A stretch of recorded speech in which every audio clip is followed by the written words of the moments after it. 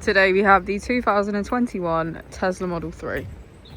This vehicle has done just under 59,000 miles. It has an automatic transmission and a fully electric motor.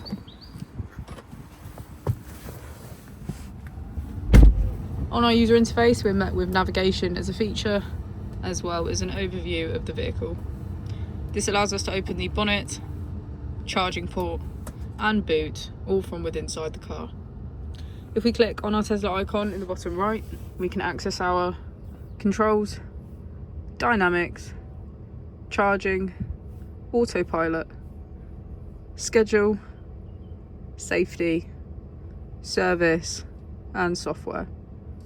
Within safety we have advanced features such as a pin to drive and a glove box pin. If we go back into software and click on additional vehicle information, we can get a deeper analysis of the vehicle's spec.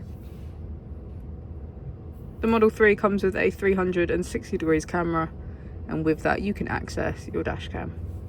If we press here, we can access our climate control with heated seats on either side and our heated steering wheel.